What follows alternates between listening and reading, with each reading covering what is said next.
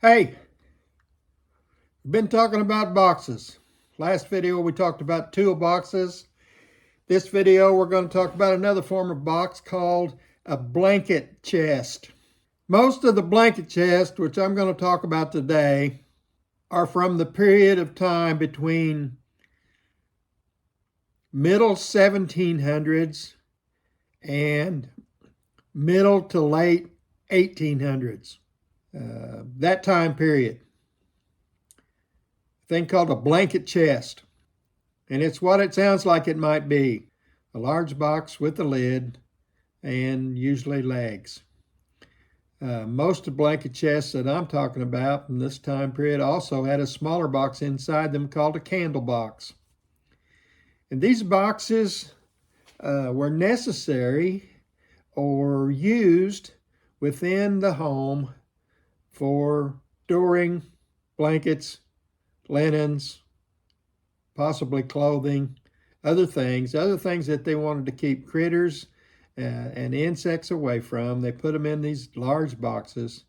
The little box inside was for candles. Everybody had candles. Everybody had to have candles because they used them for a light source. There wasn't electricity. There wasn't modern things that we got today where we can just have light from about anything we want, flashlights, street lights, lamps, whatever. They didn't have things like that. Their main lighting source within the house, if they were well-to-do enough to have them, was lamps that burned oil.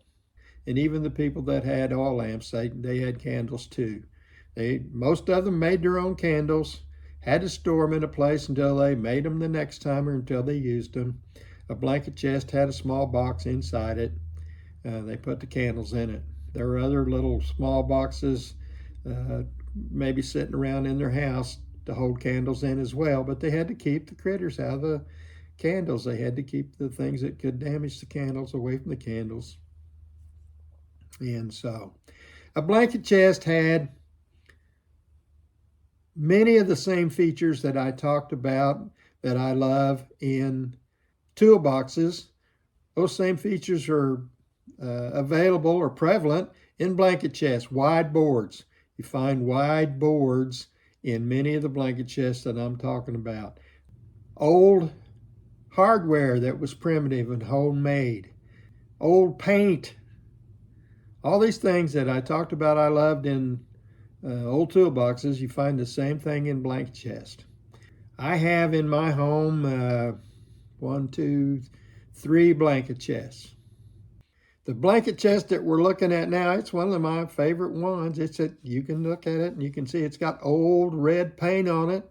The paint's in good condition mostly. In fact, it was even better than that when we bought it and I set it in this room. You can see where some grandkids or something have kind of damaged the lid a little bit, and it's got some character now in the paint there. And then down at the bottom, same thing, kids or dogs or maybe Betty Sweepers damaged it along the bottom there a little bit more than it was when it first set it in here. But it's got gorgeous old red paint on it.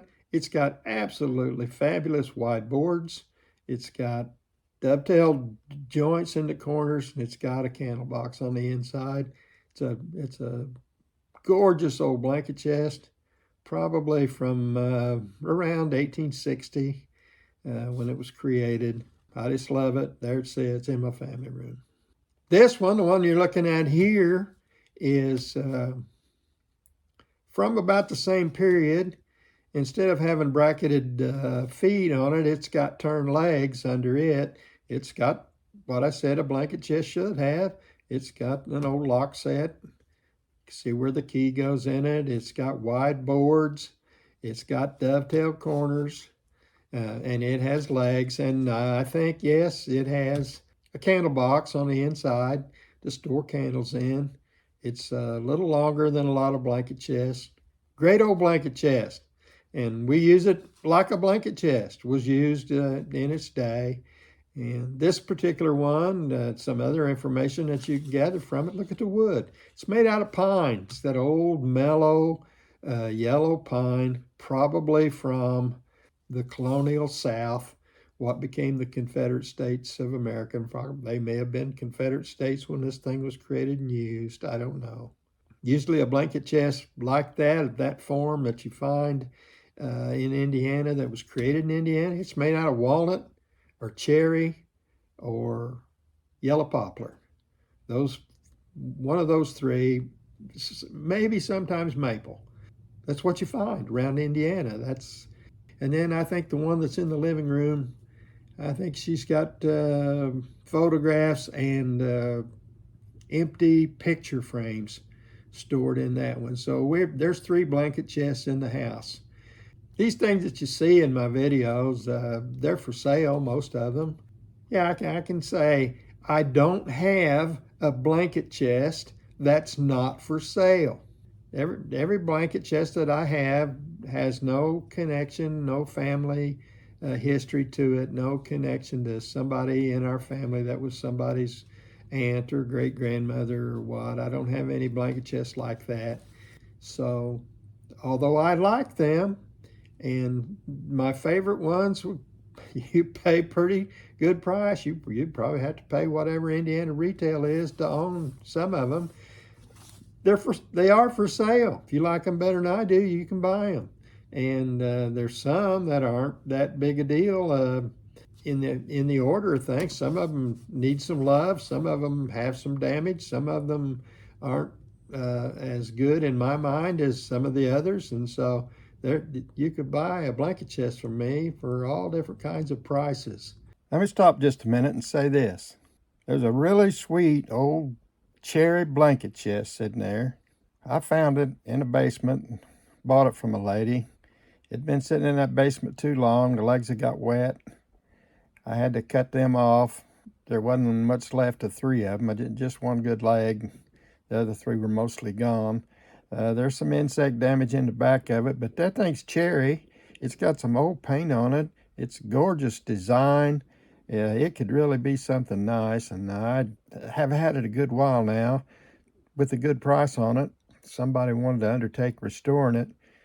Last summer when Ben and I went to the Pure Country Antique Show over at the Bloomfield Barn in Chrisman, Illinois, I saw a blanket chest much like this one that I really liked, and it gave me an idea for this one. That the one over there, it had a back on it where it could be used as a seat too, and this one's proportionally about the same as that.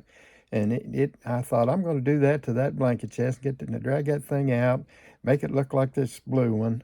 And I've had that idea in the back of my mind ever since then, just haven't got it done yet. One of these days, I hope to get that done if somebody doesn't come along and snatch this bargain up before I do. Just look at that thing, appreciate what it is now, and look at this one and appreciate what it could be. I own probably somewhere between 6 and 10, maybe 12 other blanket chests. This room that I'm in now, it's got 1, 2, 3, at least 3 of those in here. On the other side of the wall behind me in what I call the barn, there's probably 1, 2, 3, 4, maybe 6 blanket chests over there. Some of the things I'm calling blanket chests over there may not have legs, but I'd still think they were probably blanket chests, if not large boxes that could have been used as blanket chests. And then across the way, south of here in the building I call the chicken house, there might be a blanket chest or 2 in there, I'm not sure. So there's blanket chests around here. I own several of them. And over a period of time, blanket chest could possibly be my favorite kind of a box. And a lot of what we're talking about today helps you determine what makes one more valuable than the other. And that's different for all of us. If it wasn't, we couldn't buy and sell stuff from each other. We'd all agree on what the price was, and we'd all want to get everything that something was worth.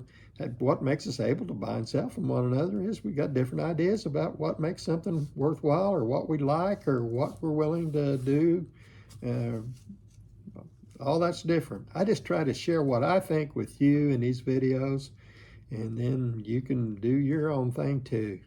But today we had a good little discussion about blanket chests. We looked at some blanket chests that I own. We talked about some that I own, some that I have owned, and some that I wished I still owned. I hope you had a good time. Until the next time, I'm a Hard Times Guy.